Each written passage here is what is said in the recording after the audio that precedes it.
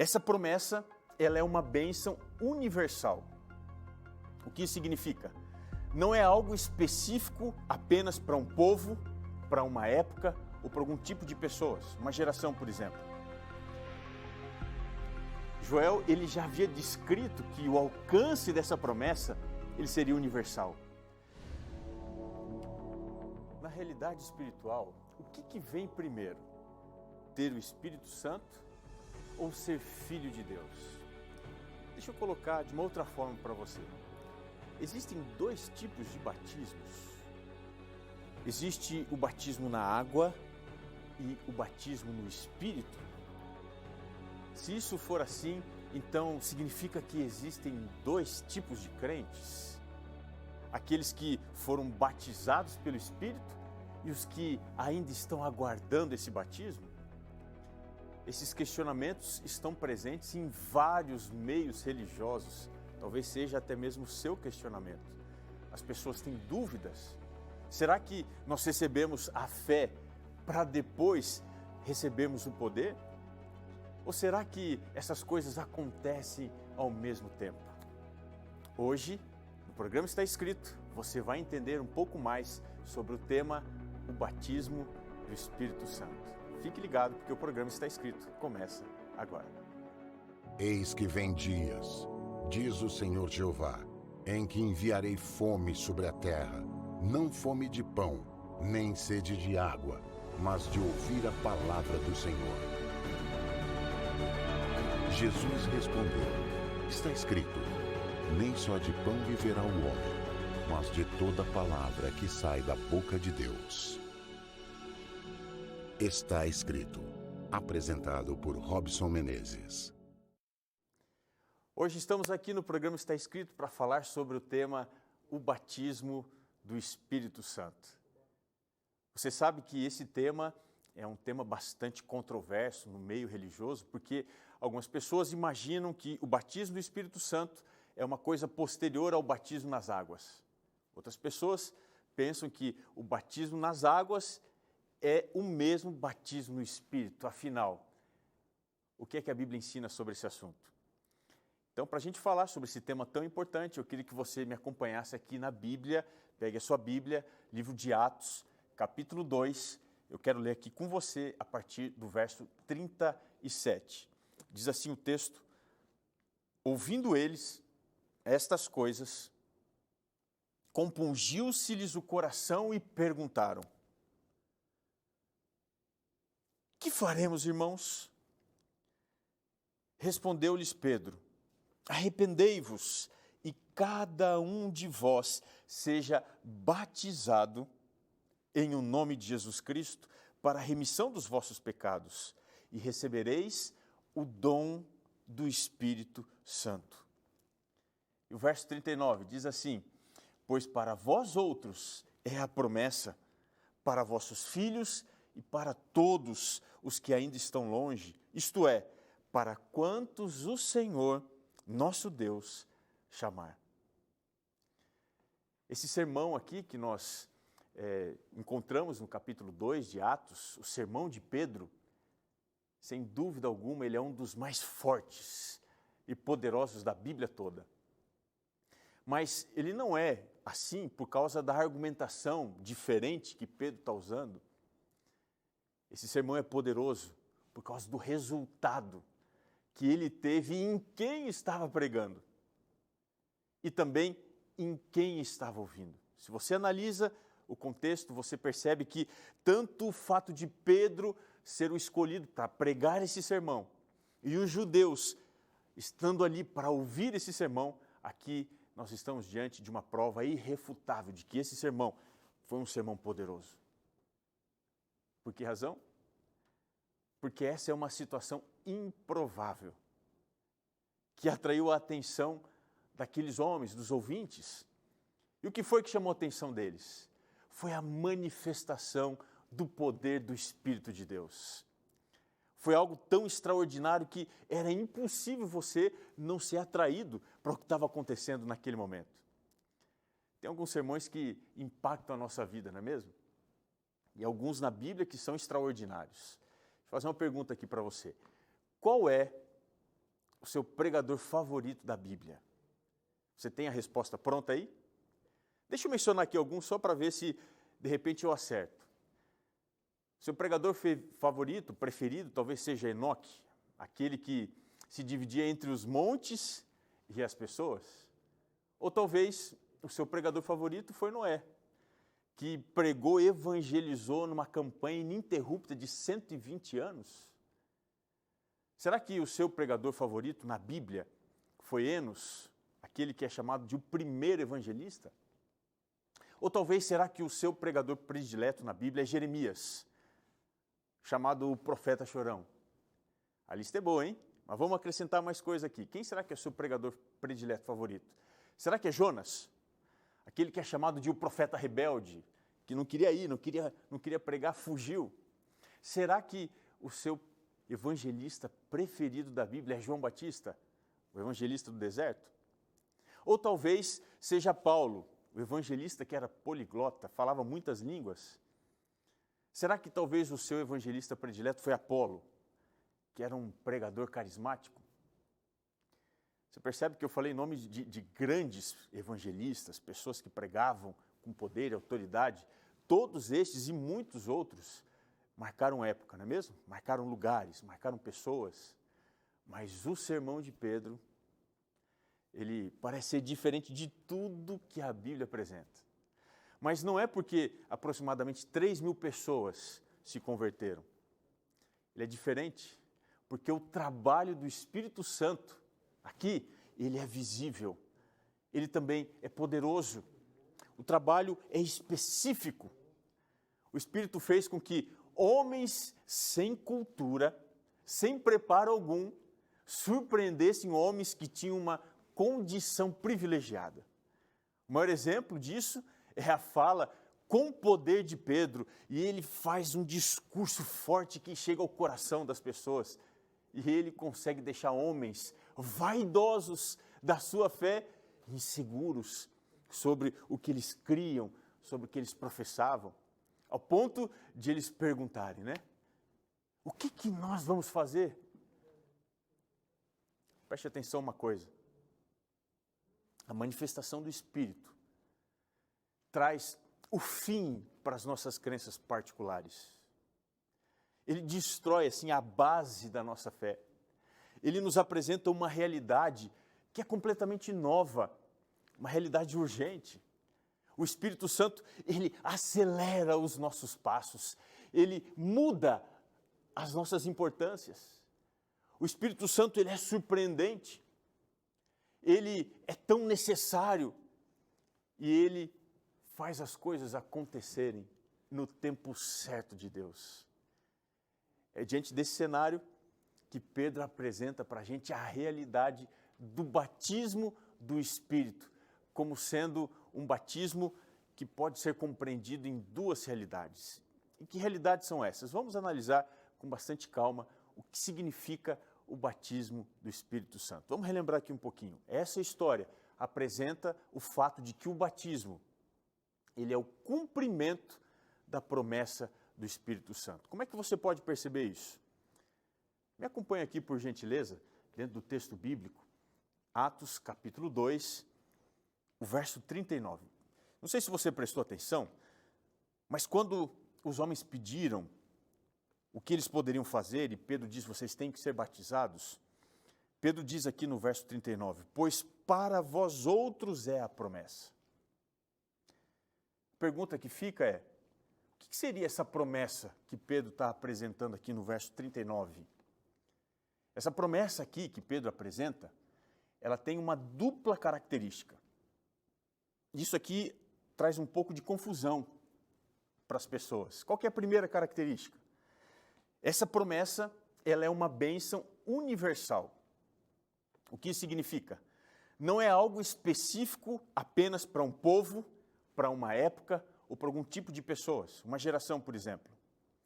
Se você vai à Bíblia, aqui no livro do profeta Joel, capítulo 2, o verso 28, ele diz assim, e acontecerá depois que derramarei o meu espírito, e agora preste atenção, sobre toda carne. Olha só que interessante. Joel, ele já havia descrito que o alcance dessa promessa, ele seria universal. Ele não seria só para um povo, não seria apenas para uma geração, seria para toda a carne. Não era algo restrito a uma classe da sociedade, ele seria para todas as pessoas, de todos os lugares. Essa descrição aqui que a gente encontra da promessa, ela é bastante específica, e se você puder voltar aqui os olhos à Bíblia, na passagem que nós lemos na abertura, Atos capítulo 2, dá uma olhadinha o que diz aqui, o verso 39. Algumas características dessa promessa que é universal, para vós outros. Ou seja, essa promessa não era só para os apóstolos. Pedro diz, olha, é para vocês também. E ele diz mais, não era apenas para vós outros, também era para todos. É o que diz aqui na sequência, para todos. O que isso significa? Que não era apenas para as pessoas que estavam ouvindo.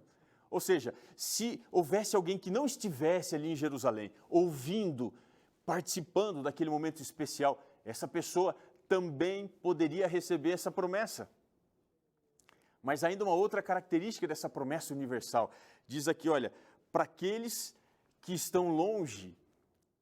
Isso aqui é sensacional, porque é uma ruptura na base da religiosidade daqueles homens que pensavam que a religião era restrita aos judeus. Aqui, Pedro está dizendo, ela é também para aqueles que não são judeus. E ele diz mais aqui, veja, para aqueles que foram chamados.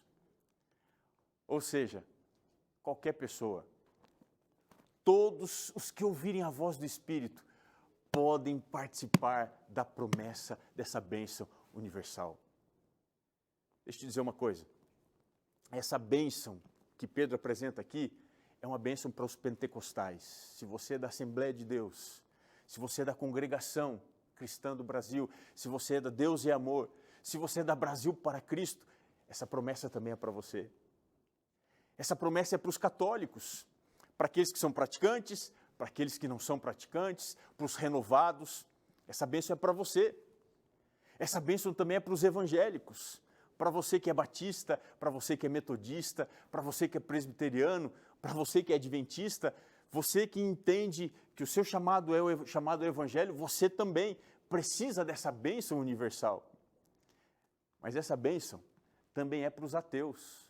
Se você que está me assistindo aí, não crê em Deus, essa bênção é para você. É para você que se considera agnóstico, para você que se considera teísta. Não importa se você crê ou não, essa bênção é para você. Mas essa bênção também é para aqueles que se consideram espíritas, para aqueles que são do candomblé, para aqueles que fazem parte das religiões de matriz africana, para aqueles que não se consideram como tendo uma religião. É uma bênção para todas as pessoas, para todos aqueles que ouvirem o chamado de Deus. E é por isso que Deus me colocou aqui, através da Novo Tempo, para te dizer que esse chamado é para você. Deus não excluiu ninguém dessa promessa. Qualquer um que ouvir pode experimentar a manifestação do Espírito. E tem uma segunda realidade aqui. Além de ser uma bênção universal, essa também é uma bênção inicial. O que isso significa? Para você entender o batismo de Espírito como sendo uma bênção inicial, nós vamos voltar às perguntas do início do programa. Na realidade espiritual, o que vem primeiro? Ter o Espírito ou ser filho de Deus? Existem dois tipos de batismo, o batismo na água e o batismo no Espírito. Se isso for assim, então, quer dizer que existem dois tipos de crentes, os que foram batizados pelo Espírito e os que estão aguardando esse batismo? Significa que nós recebemos a fé para depois, então, a gente receber o poder? Ou será que essas coisas acontecem ao mesmo tempo? Deixa eu te dizer aqui, quando nós recebemos o batismo, nós recebemos a promessa do Espírito de Deus. A questão não é o que vem primeiro, mas sim que todo aquele que recebe o Espírito, ele se torna exatamente por isto filho de Deus. E ao mesmo tempo, aquele que recebe a filiação se torna filho de Deus quando recebe o Espírito Santo. É exatamente isso que Paulo disse aos Gálatas, capítulo 4, verso 6. Ele diz assim, olha, porque vocês são filhos, Deus enviou aos nossos corações o Espírito do seu Filho. Escrevendo aos Romanos, capítulo 8, verso 14 e 15, ele diz: todos os que são guiados pelo Espírito de Deus são filhos de Deus, porque não recebestes o espírito de escravidão para viverdes outra vez atemorizados, mas recebestes o espírito de adoção. Isso significa que todos os que têm o Espírito de Deus são filhos de Deus. E todos os que são filhos de Deus têm o Espírito de Deus. Isso me ensina que é impossível você ser filho sem ter o Espírito Santo. E da mesma forma, é impossível você ter o Espírito Santo sem você ser filho. Lá em Romanos 8, verso 9, Paulo disse assim, olha, se alguém não tem o Espírito de Cristo, esse tal não é dele. O dom do Espírito é a mesma coisa que o batismo do Espírito. Eles acontecem ao mesmo tempo, no início da nossa caminhada com Deus. A segunda lição importante aqui, do texto que nós lemos, é que o batismo é a experiência do dom do Espírito. E o que isso significa? Aqui no capítulo 2, o verso 38, ele diz, e recebereis o dom do Espírito Santo. Existe aqui uma dupla descrição daquilo que Jesus faz no seu ministério. Esse momento aqui é um momento importante para você entender qual é a ação de Cristo. Ele faz duas coisas. Primeira coisa, quando nós abrimos o coração para Ele, quando nós nos arrependemos, quando a gente muda a nossa rota, quando a gente muda as nossas prioridades, a primeira coisa que Ele faz, diz aqui o texto, Ele retira de nós o nosso pecado. Diz aqui assim, olha, para remissão dos vossos pecados. A obra de Cristo é uma obra de remoção da impureza, daquilo que não presta, que está dentro de nós. A nossa deficiência, ela não pode ser superada por nada que venha aqui de dentro de nós. Ela só pode ser vencida pela ação da graça de Deus, que remove os nossos pecados, os nossos desejos, os nossos defeitos, a nossa natureza terrível. Paulo definiu essa grande batalha lá na carta aos Romanos, no capítulo 7, o verso 24, ele diz assim, olha, desventurado homem que eu sou, quem me livrará do corpo desta morte? Se você olhar o capítulo 7 de Romanos, nos versos anteriores, ele já tinha dito o seguinte, que nós somos vendidos à escravidão do pecado. E ele diz mais, não habita na nossa carne bem algum. E ele vai descrevendo mais, olha, nós não temos condição de fazer o bem. E ele diz ainda, nós somos prisioneiros do pecado que habita em nós. O que Paulo está mostrando aqui é que o tamanho da maldade que nos domina é enorme. Nós somos reféns, nós somos feitos escravos do pecado. Portanto, a obra de Cristo é romper com essa imensa barreira que não pode ser rompida a não ser pela força e pelo poder divino que nós conhecemos através da face da graça de Deus. Por isso que Jesus, ele remove o seu pecado. Mas ele não faz só isso. Diz aqui o texto na sequência, mais do que remover o pecado, ele nos oferece o dom do Espírito. Veja, não é algo posterior, que alguém vai experimentar em algum outro momento da sua vida espiritual. Quando nós nos arrependemos, nós estamos fazendo isso porque nós permitimos o Espírito Santo falar aqui dentro do nosso coração. Quando a gente muda de vida, nós começamos a andar sobre a bênção do Espírito. Assim a gente recebe o maior de todos os presentes, que é a realidade do Espírito morar aqui dentro do nosso coração. Quando é que isso acontece? No batismo, nós experimentamos o poder do perdão da água e o poder do fogo do Espírito. É isso que você precisa, se você não foi batizado ainda. Essa é uma experiência marcante na vida do cristão. É o início, mas é um início triunfante, poderoso. Foi exatamente isso que o profeta Ezequiel viu, quando ele falou sobre uma dupla bênção para aqueles que creem. Lá no capítulo 36, no verso 25, verso 27, ele diz assim, aspergirei água pura sobre vós e ficareis purificados. E agora preste atenção, e porei dentro de vós o meu espírito e fareis com que andeis nos meus estatutos.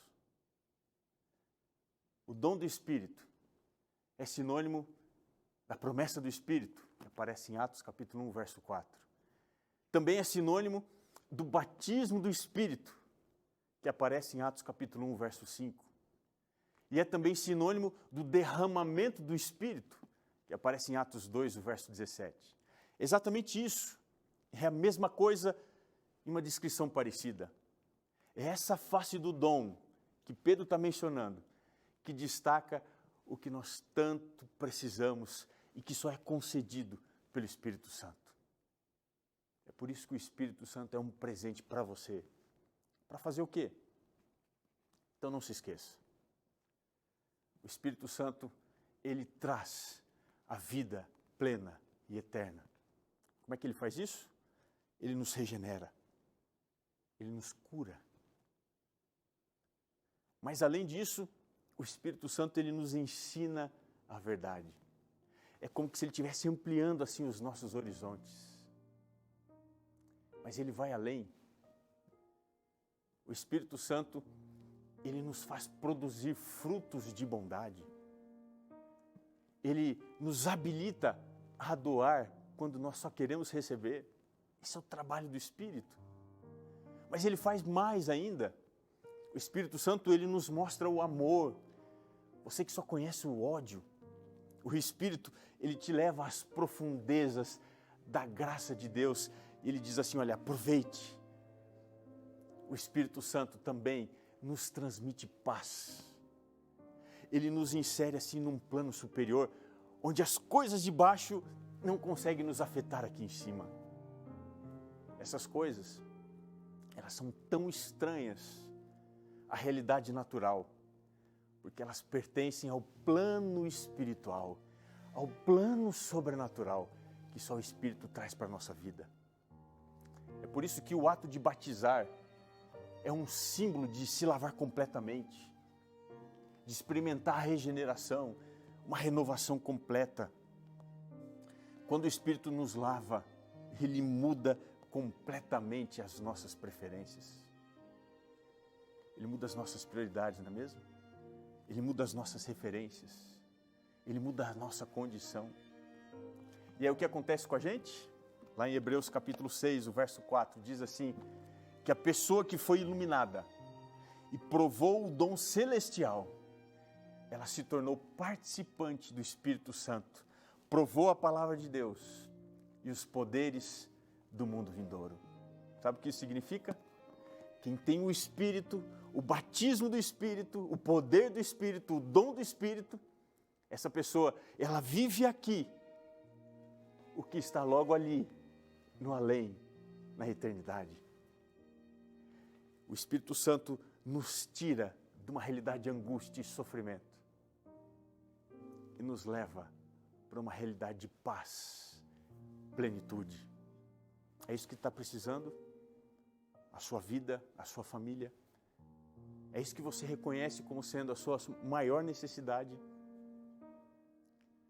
Você precisa experimentar o batismo do Espírito. Por que você não procura, hoje mesmo, uma igreja? Procure um pastor, diga assim, olha, o pastor Robson, o programa está escrito, me disse que eu preciso ser batizado. Essa é a decisão mais importante que você vai tomar. Você consegue entender? Me lembro até hoje do dia do meu batismo.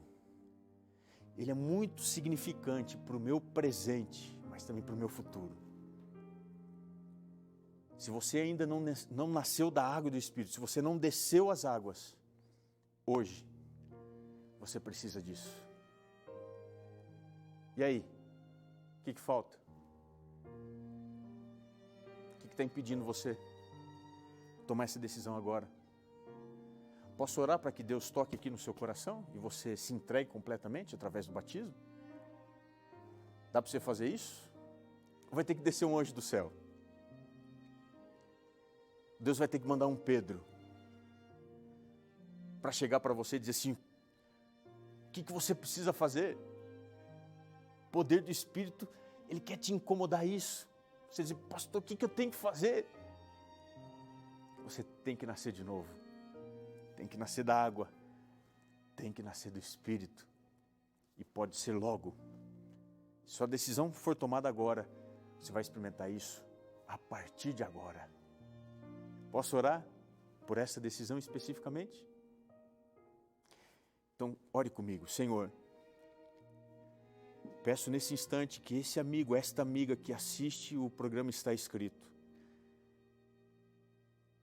ouça a voz do Espírito tocando aqui dentro, incomodando, despertando uma vontade imensa de entregar a vida ao Senhor e nascer de novo. Pai, nesse instante, eu peço que o Teu Santo Espírito visite essa pessoa agora, que a incomode, que dê vontade e desejo de nascer da água do Espírito e experimentar o maior de todos os presentes, que é a nova vida. Eu sei, Pai, que hoje é um dia importante para essa pessoa. Que nesse instante o nome dela seja escrito no livro da vida e a eternidade seja o destino, a paz seja o presente e o perdão seja a nova condição. Eu oro em nome de Jesus. Amém, Senhor. Que maravilha é a gente poder ouvir uma verdade sobre o Espírito Santo e o que Ele pode fazer na nossa vida, não é mesmo? Saiba que existe muito mais que você pode saber sobre esse assunto. Se você está aí com o coração batendo forte, ansioso, deixa eu te dizer uma coisa. Nós aqui do programa Está Escrito preparamos para você um presente muito especial. Está aqui, olha, o Guia de Estudos, o Espírito Santo, o Deus dos bastidores. Se você quer saber mais, você está curioso, o que a Bíblia tem a ensinar sobre esse tema tão importante, é muito simples. É só você entrar em contato com a gente agora mesmo. O que você pode fazer? Manda para a gente aqui uma mensagem nesse número do WhatsApp. O número é 12 98244 4449. Você vai receber um link, vai clicar e ao preencher o cadastro, você vai receber esse guia para continuar estudando esse tema que é extraordinário. Dentre as muitas coisas que você vai aprender aqui, por exemplo, você vai entender sobre a chuva serôdia. Já estudou sobre esse assunto? Quer saber mais sobre isso? É só você entrar em contato com a gente nesse número do WhatsApp e você vai poder receber sem custo algum esse material extraordinário. E eu também gostaria de agradecer imensamente a parceria que nós temos com os nossos Anjos da Esperança. São pessoas que fazem as suas doações sistemáticas e dão aqui para a Rede Novo Tempo a condição de continuar pregando através da TV, do rádio, da internet e também nos ajudando a preparar esses materiais tão importantes. Se você quer ser um anjo, o telefone está aqui embaixo, você pode entrar em contato através do WhatsApp e você vai receber as informações necessárias. Um grande abraço a você e eu quero que você se lembre que nem só de pão viverá o homem, mas de toda a palavra que procede da boca de Deus. Um grande abraço e até o nosso próximo encontro aqui no seu programa Está Escrito.